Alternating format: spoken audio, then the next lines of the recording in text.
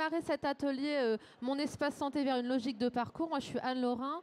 Je suis directrice de mission à la direction opérationnelle du numérique et de l'innovation en santé à la CNAM. Et bonjour à tous, Pierre Dubreuil, moi je suis directeur de projet sur Mon espace santé, côté délégation au numérique en santé, c'est-à-dire côté ministère de la Santé.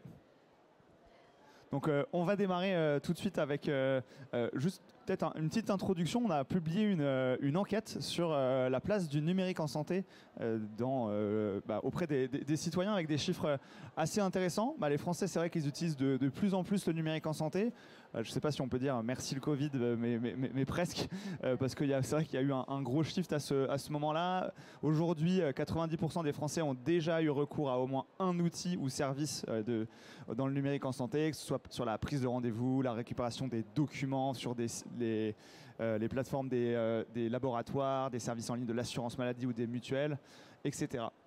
Ils sont 74% à considérer que le développement du numérique en santé aura un effet positif sur la coordination des soins. Il y a quelques freins, notamment autour des données. Oula, je pense que j'ai appuyé trop vite. Où les Français, 86% des Français considèrent que légitimement leurs données de santé sont des données extrêmement sensibles.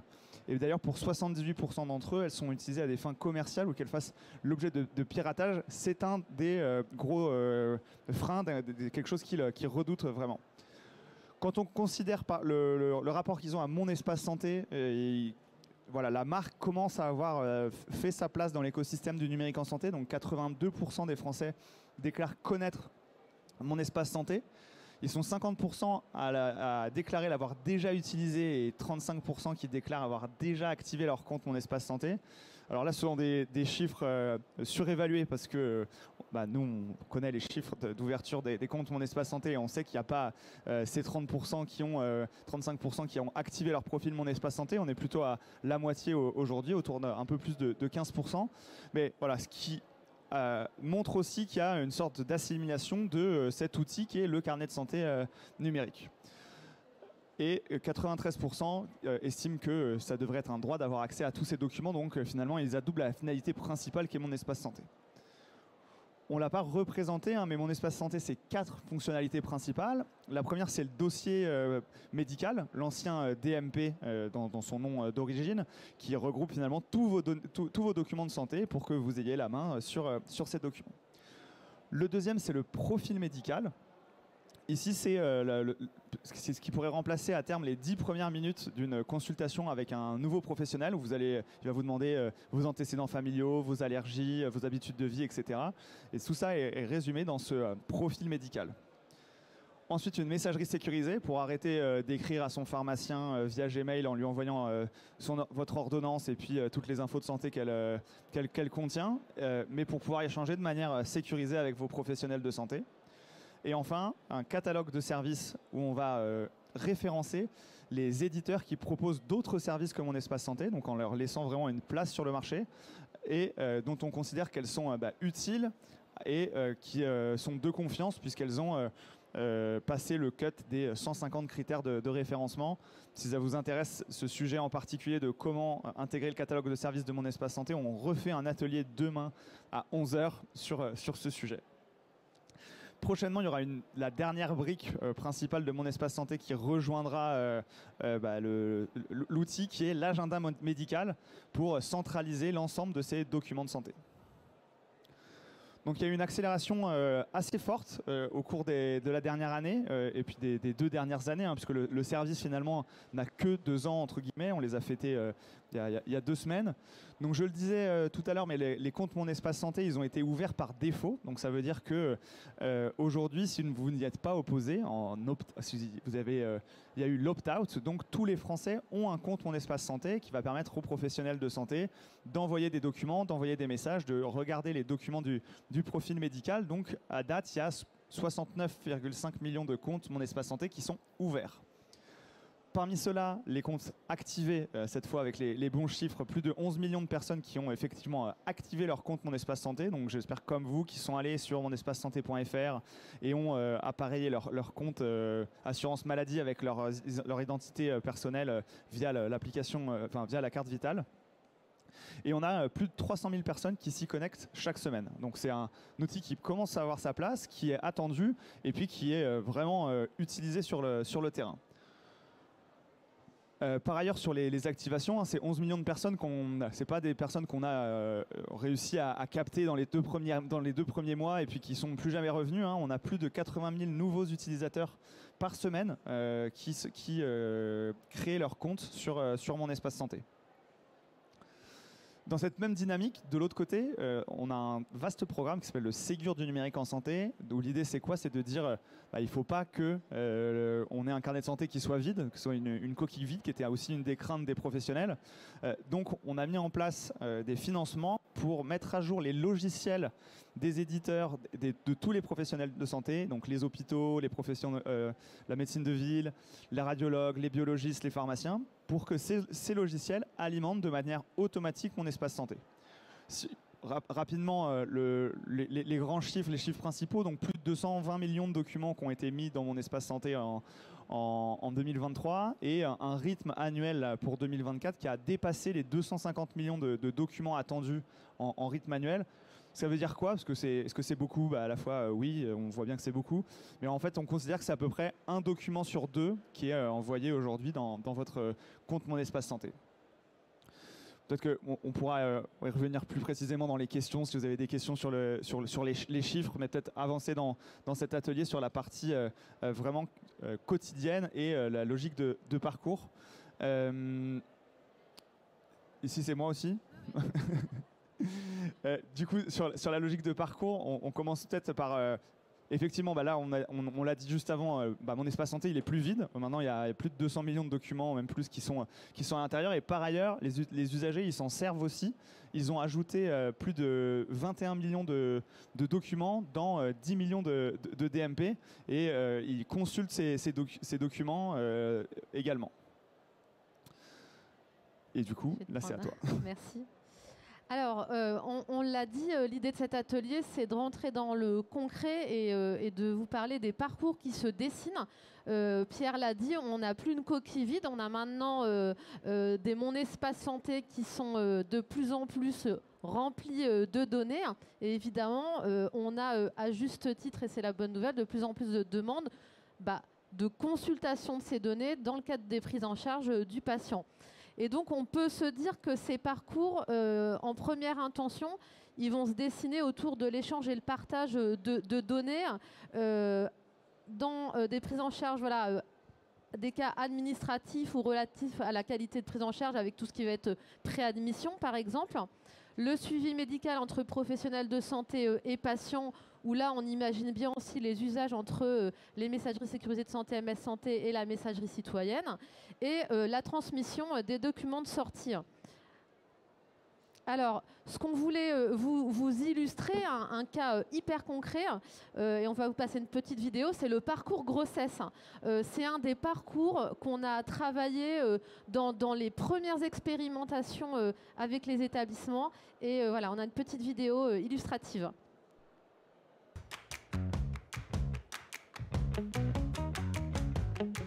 Mon Espace Santé, ça simplifie mon parcours grossesse. Typiquement, la semaine dernière, je faisais mon rendez-vous mensuel de contrôle dans un laboratoire de biologie parce que j'ai pas la toxoplasmose. Et dans la journée, ce qui est génial, c'est que j'ai reçu mes résultats sur Mon Espace Santé et que ma gynécologue, elle l'a reçu par messagerie sécurisée. Quand tu es enceinte, tu as au moins 2 à 3 rendez-vous médicaux par mois. C'est une sacrée organisation. Donc pour ma première grossesse, j'avais un trieur gros comme ça, sinon je m'y retrouvais pas. Et aujourd'hui, mon trieur, il est là. Je reçois tous mes documents dans Mon Espace Santé. C'est simple et c'est pratique, que ce soit pour les patients ou pour les professionnels de santé. Récemment, j'ai dû aller voir une sage-femme en urgence que je connaissais pas du tout. Et en 3 clics, elle a pu retrouver tous mes documents de santé avant de lancer le monitoring pour vérifier que tout allait bien. Vous aussi, prenez en main votre carnet de santé numérique sécurisé. Voilà, donc vous voyez, ça c'est vraiment un usage hyper concret. On va aussi travailler sur tout ce qui est santé de la femme. Carnet de santé de l'enfant, c'est déjà très amorcé dans Mon Espace Santé. Maladie chronique. Je vais y revenir. Et donc, ce qui est hyper intéressant, Pierre en parlait tout à l'heure, on a une complétude assez intéressante du profil médical pour les usagers qui ont activé Mon Espace Santé. Et on va s'appuyer sur ce profil médical dans les échanges, en consultation et au fil des parcours. Et là, vous voyez la démographie des profils Mon Espace Santé. Donc, c'est assez intéressant pour nous d'étudier ces données pour, je dirais, adapter les parcours pas à pas, progressivement. Mon Espace Santé, c'est accessible dès la naissance. C'est vraiment pour ça qu'on parle de carnet de santé de l'enfant. Donc ça, c'est quand même hyper intéressant. C'est que là, maintenant, voilà, tous les enfants qui naissent, ils naissent avec un Mon Espace Santé. Et donc, du coup, pour nous, c'est génial. On peut vraiment continuer à développer le carnet de santé de l'enfant et avoir des vrais cas d'usage. Et puis, comme ça, progressivement, voilà, comme je le disais, sur santé de la femme, sur parcours grossesse. On parlait ce matin aussi prévention avec les bilans aux âges clés. Là, voilà, typiquement, on voit que par rapport aux âges concernés par ces bilans aux âges clés, on a une bonne représentativité de profil Mon Espace Santé. Et donc ce parcours grossesse, Claire, elle l'a expliqué dans la vidéo, vous voyez qu'il y a plein d'étapes, il y a plein d'interactions entre la parturiente et le professionnel. Il y a du coup l'usage de ce qu'on appelle nous les services socles. Donc là, on a envie de dire merci le Ségur qui va permettre justement, qui est intrinsèquement lié au développement de Mon Espace Santé et qui va permettre ces échanges entre le professionnel, l'établissement et la femme enceinte. Et donc à toutes les étapes, que ce soit pendant et aussi au retour à domicile, on a eu vraiment des cas d'usage très concrets d'établissements de maternité qui ont continué à partager de la donnée, des bonnes pratiques, des consignes aussi, vraiment jusqu'au retour au domicile et dans les premiers jours de la naissance. Alors, on a, je dirais aussi, continuer à apprendre des échanges qu'on peut avoir justement avec le terrain. Et dans la continuité de ce parcours grossesse, qui dit grossesse dit derrière jeunes parents. Donc, on a commencé à travailler sur ce qu'on appelle des personas pour aussi accompagner ces premiers usages, pouvoir outiller l'écosystème, on va y revenir, et finalement donner envie à d'autres professionnels, à d'autres structures, à des associations, etc., de s'emparer des cas d'usage et de voir comment les appréhender, comment utiliser les différentes briques de Mon Espace Santé pour répondre à ces questions. Et donc là, typiquement, on explique aux jeunes parents comment s'emparer du carnet de santé numérique de leur enfant et comment, depuis leur propre espace santé, ils peuvent interagir, agir sur le carnet de santé de leur enfant. Je le disais tout à l'heure, on travaille aussi dans ces logiques de parcours sur les maladies chroniques. Donc là, c'est un exemple autour des maladies rénales où on avait travaillé, là j'allais dire c'était encore plus fort et positif pour l'avenir, avec deux structures. Une qui ont accueilli en première intention les patients qui attendaient une greffe et un centre pour tout ce qui est implantation du greffon, suivi, etc. Et là, en fait, on a mis du coup en exergue une coordination entre infirmières de pratique avancée qui coordonnaient toutes ces étapes-là et le suivi des patients et qui, au moment où on a commencé à travailler le cas d'usage, n'avaient même pas de messagerie sécurisée de santé pour échanger entre elles. Ça peut paraître, mais complètement un tout petit truc, mais le premier truc qu'elles ont fait, c'est s'équiper d'une messagerie sécurisée de santé MS Santé et ça a super bien fonctionné et ce cas d'usage il perdure, c'est-à-dire qu'au-delà de l'expé, c'est des gens qui continuent à travailler au quotidien avec ces outils-là et avec Mon Espace Santé qui est du coup proposé, je dirais, expliqué aux patients qui entrent dans la démarche.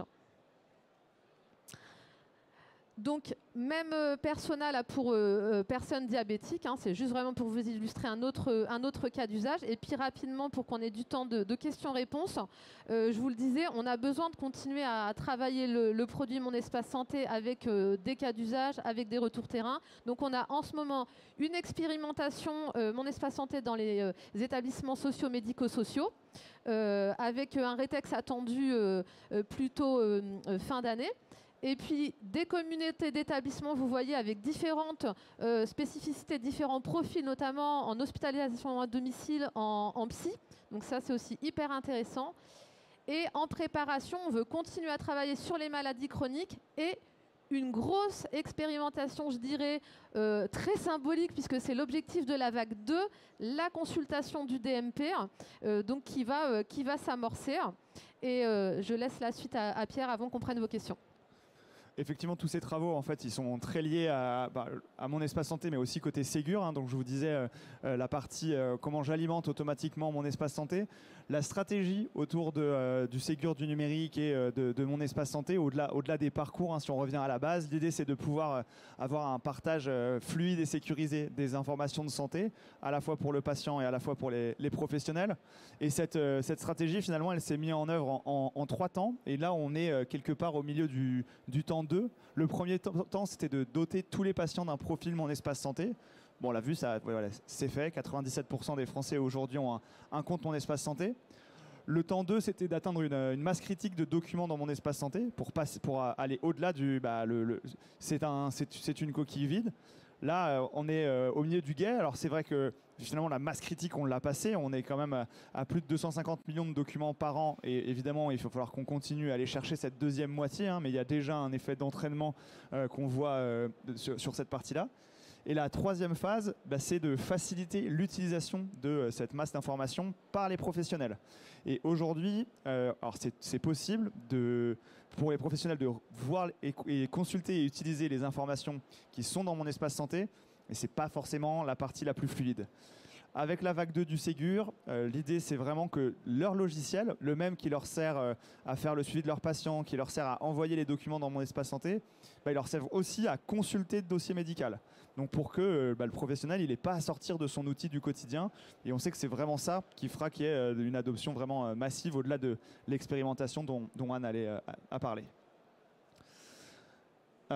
Et puis pour accompagner tout ça, on s'est aussi dit que finalement en fait on était en train de lancer un nouveau service public numérique, voilà, un carnet de santé numérique, et que c'était très compliqué de dématérialiser de nouvelles démarches sans avoir un accompagnement très fort des publics qui potentiellement sont en difficulté face aux outils numériques. Et donc si on veut tirer la plus grande valeur pour l'ensemble des personnes de tous ces parcours qu'on est en train de mettre en place, on a aussi pensé à un dispositif d'appropriation qui s'appelle la démarche des ambassadeurs Mon Espace Santé, où en fait l'idée c'est quoi? C'est d'avoir un réseau de personnes et de structures qui sont capables d'accompagner les personnes sur l'utilisation de Mon Espace Santé. Alors aujourd'hui, il y a 18 coordinateurs, un par région, hein, pour vraiment avoir une logique d'intégration maximale sur ce sujet-là, et qui vont regrouper plus de 2200 ambassadeurs qui viennent en fait surtout de 2 grandes familles. La première, c'est les acteurs de la santé. Donc les institutions, nous-mêmes, on s'engage avec le réseau des ARS, le réseau de l'assurance maladie, le réseau des GRAD, donc les groupements d'aide au développement de l'e-santé, des assos, les acteurs mutualistes aussi, des établissements sanitaires et des professionnels en direct qui aussi s'inscrivent dans ce réseau des ambassadeurs Mon Espace Santé.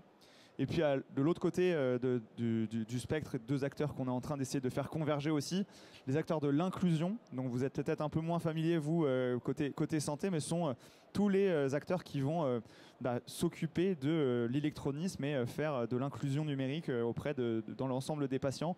Les programmes qui sont pilotés par l'État, les conseillers numériques France Service, les maisons France Service, les hubs territoriaux pour un numérique inclusif.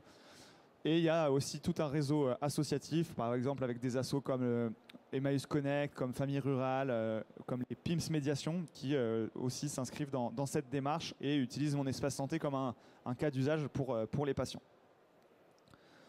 Alors on en a terminé du coup avec cette logique de parcours. Alors n'hésitez pas, justement c'était l'essentiel, ce qu'on voulait faire. On a 20 minutes pour prendre des questions-réponses. Il n'y a pas de questions bêtes ou une remarque. Enfin, n'hésitez pas à interagir.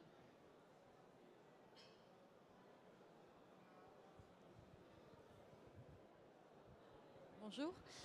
Vous parliez tout à l'heure de, j'imagine, l'interopérabilité avec les logiciels que les praticiens utilisent, enfin les professionnels de santé.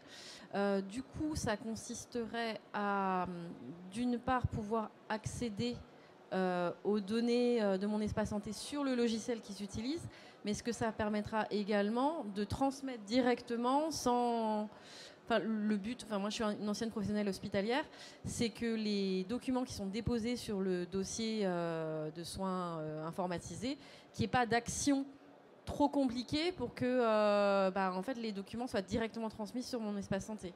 Ouais, ça, c'était effectivement la vague 1, la partie alimentation. Alors, je ne sais pas si trop compliqué si vous étiez à la PHP et potentiellement, voilà, c'est ce à quoi le...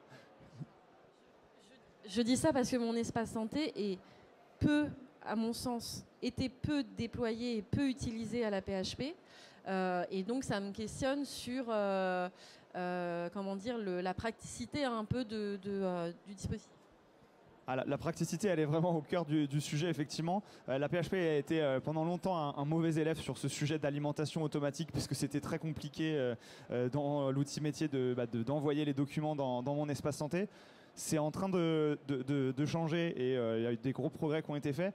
Mais pour donner des chiffres globaux, du coup, c'est 80% des hôpitaux qui utilisent et qui alimentent de manière automatique mon espace santé. Donc, complètement. Et comme dit Pierre, c'est en fait aussi, j'allais dire, ce même pourcentage de solutions références et Ségur qui ont été déployées sur le terrain, qui donc du coup vont rendre cette alimentation transparente.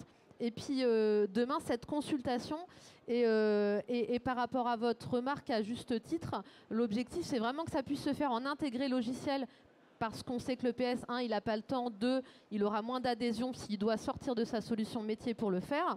Et dans les exigences de la vague 2, là, le couloir hôpital qui devrait incessamment sous peu, si ce n'est pas déjà fait dans les heures là, auxquelles on se parle, voilà, va pas tarder à sortir. On a aussi des exigences pour, je dirais, faciliter la prise de connaissance avant même d'y aller, est-ce qu'il y a des nouveaux documents dans mon espace santé depuis la dernière fois que j'ai vu le patient. Comme ça, déjà, s'il n'y a rien, je ne perds pas mon temps à y aller pour rien.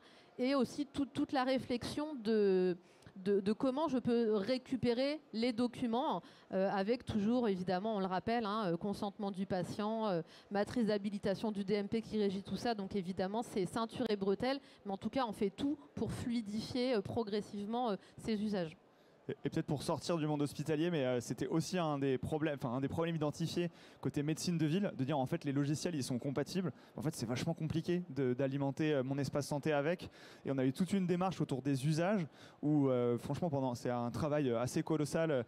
Toutes les semaines, des échanges ont eu lieu avec les professionnels. On a regardé les chiffres semaine après semaine de combien de professionnels envoyaient combien de documents avec quel logiciel pour avoir une logique incrémentale de ok en fait ça il y a trop de clics là. Il faut changer ça.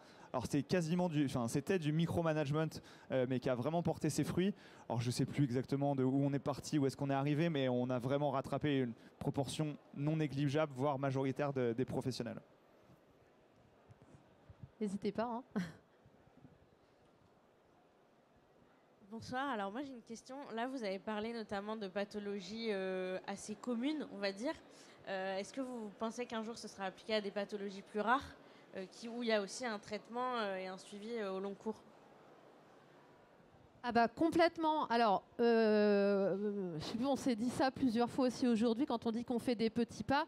On a pris, je reviens sur le parcours grossesse, des cas d'usage parce que dans un premier temps, les experts, on était, j'allais dire, tributaires des premiers établissements qui se disaient je vais aller sur ce parcours, les parturientes, elles sont plutôt pro-numérique, etc., etc.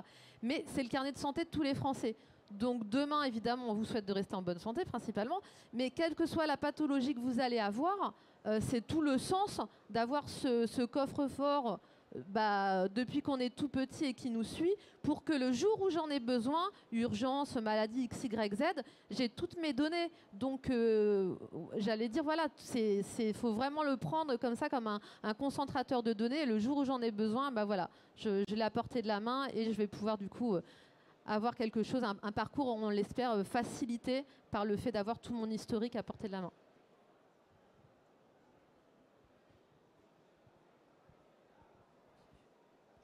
Je suis désolée. Donc j'ai vu il y avait 2 expérimentations, dont une sur les parcours maladies chroniques. Ça consiste en quoi exactement? Parce qu'en fait, il y a déjà la possibilité de déposer des documents. Ça veut dire que l'espace santé va être structuré de façon à avoir les étapes plus comment dire, plus précises en lien avec la pathologie? Ouais, c'est globalement ça l'idée. Nous, une logique qui a vraiment bien marché pour embarquer les acteurs, que ce soit côté professionnel ou côté patient, c'est vraiment cette logique de dire, en fait, on va sur le terrain, on expérimente avec un petit nombre d'établissements, alors parfois un grand nombre, hein, parce que quand on en prend 5 par région, en fait, on en prend, on en prend quasiment, je ne sais plus combien il y avait, 150 établissements qui étaient pilotes. Et du coup, on expérimente avec ce petit nombre, ce moyen nombre, pour pouvoir avoir des généralités qui vont mener sur plusieurs améliorations, à la fois sur les recommandations d'usage, entre guillemets. Peut-être qu'il vaut mieux l'utiliser comme ça que comme ça, parce que finalement, c'est un outil, hein, c'est pas une fin en soi, mon espace santé, c'est un outil. Et là, c'est ce qu'on s'est dit sur c'est qu'on n'avait pas fait d'expérimentation vraiment suivie, à part avec nos propres comptes Mon Espace Santé, sur comment les personnes qui ont des maladies chroniques utilisent vraiment l'outil comme un outil numérique. Et l'idée, c'est vraiment de pouvoir les suivre sur 6 mois, sur comment ils interagissent avec les professionnels, avec Mon Espace Santé ou hors Mon Espace Santé. Finalement, en décentrant, on a beaucoup fait d'expérimentation en mettant Mon Espace Santé en centre. Là, on veut mettre le patient au centre et voir s'il n'y a pas des améliorations pour peut-être que dans le profil médical, quand je dis je suis diabétique, il y a peut-être des sous-dossiers qui sont déjà créés avec les CR de bio. Il y a un rappel dans l'agenda de une fois par an, je dois aller voir, je dois faire mon suivi annuel du diabète, ce genre de choses. Est-ce que en fait quand je déclare un épisode grave, je ne peux pas prendre des petites notes pour m'en rappeler parce que je ne vais pas voir mon spécialiste tous les 4 matins, donc je ne m'en rappellerai plus. Ce genre de choses où on a quelques intuitions, mais ça serait bien d'avoir des vrais chiffres et un vrai suivi. Mais c'est ça l'idée, ouais. Ok. Moi, je ne les avais pas en tête, mais j'irai voir, ouais.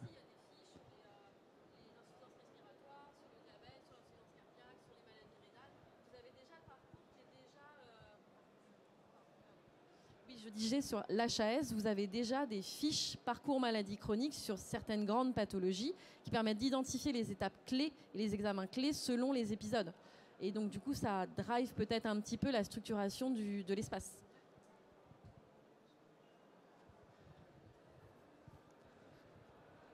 N'hésitez pas, question, remarque. Vous avez tous activé Mon Espace Santé ? Vous aurez le droit de sortir, hein, même si ce n'est pas le cas. Hein, ça va. Pas sûr.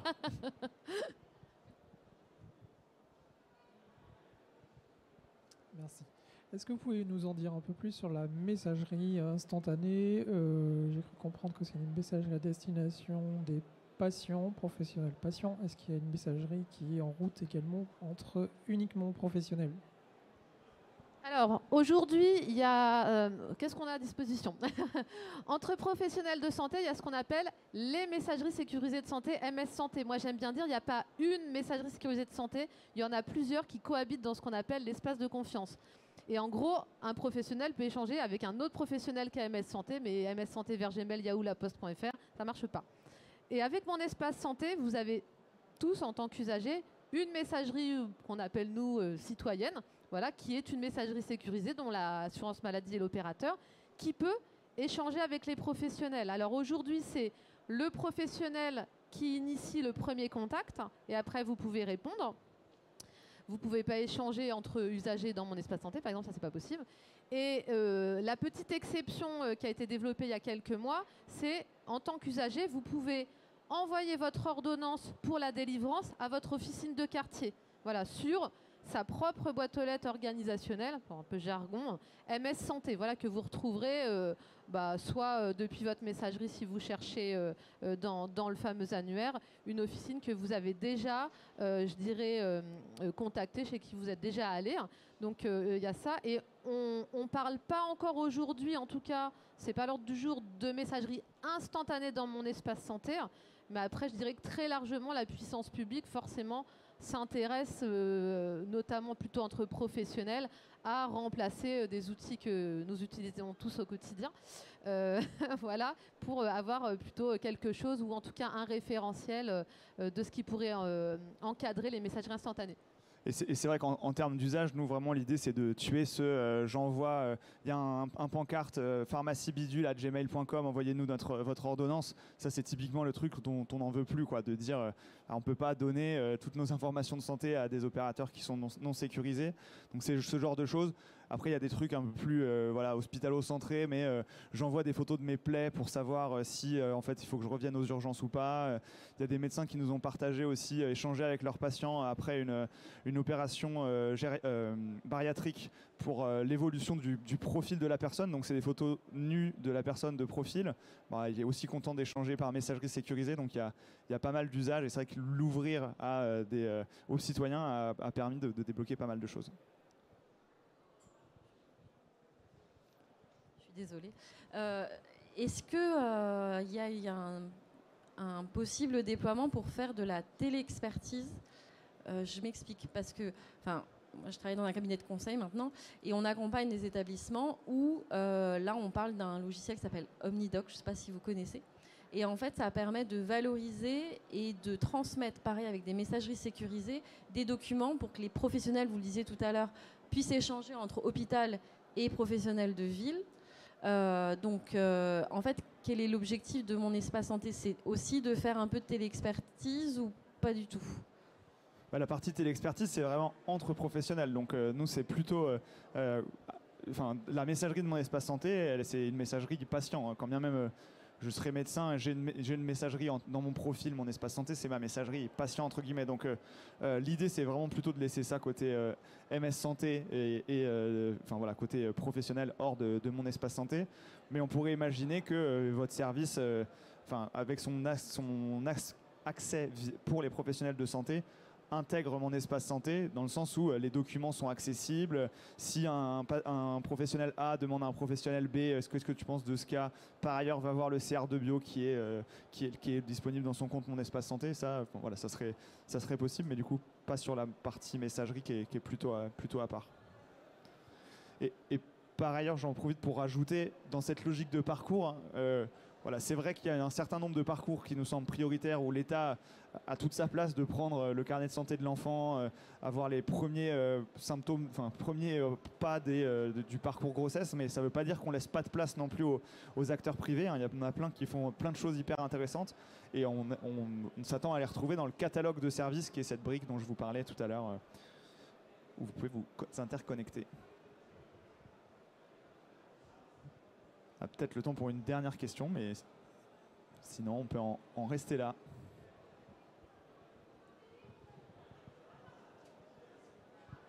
Bonjour. Est-ce que, comme en Allemagne ou en Angleterre, les urgentistes qui sont dans le camion qui emmène à l'hôpital auront accès à l'espace santé du patient? Oui, tout à fait. Alors, la première réponse est oui. Et après, pour être tout à fait transparent, il y a du coup une grosse question mobilité, d'accès en mobilité derrière votre question. Donc aujourd'hui, je parlais très rapidement tout à l'heure de la matrice d'habilitation du DMP. C'était prévu, même avant Mon Espace Santé, ce qu'on appelle le mode bris de glace, que la consultation pour les urgentistes soit permise, notamment dans le cas où le patient n'est pas en capacité de vous dire oui, non, quoi qu'est-ce, voilà ma carte vitale, etc. Donc ça, c'est oui. Et ensuite, ce qu'il faut qu'on travaille, c'est la mobilité. Et donc vous avez dit entre le service des urgences qui est à l'hôpital, où là, entre guillemets, c'est plus facilitant, et le camion du SAMU ou autre, où là, il y a tout ce travail de mobilité, d'accès aux bons moyens d'identification électronique. Donc ça fait partie aussi de tout ce qu'on travaille, mais la réponse est oui. Oui, c'est déjà possible aujourd'hui, tout à fait. C'est déjà possible aujourd'hui. En fait, ce qui va changer avec la vague 2 du Ségur, c'est vraiment l'intégrer logiciel. Donc, mon logiciel de base qui me sert dans la vie de tous les jours en tant que professionnel, il intégrera la consultation. Et aujourd'hui, il y a un site qui s'appelle le WebPS DMP, dans son beau nom d'acronyme, qui permet déjà de le faire, qui permet aussi de le faire en mobilité sur son smartphone. Typiquement, la semaine dernière, ou il y a 2 semaines, il y avait les 2 ans de Mon Espace Santé. Il y a quelqu'un qui a fait un malaise. Et le temps que les secours arrivent, évidemment, il y avait plein de médecins qui utilisent ça au quotidien dans la salle. Donc, ils sont allés voir en accès bris de glace sur leur smartphone les traitements qu'ils prenaient et ces derniers documents pour pouvoir informer les secours quand ils sont arrivés. Donc, c'est déjà possible. Je crois qu'on arrive à la fin du temps imparti. Donc C'est merci bon. à tous pour Merci à vos tous, hein, questions. pour votre participation. Merci.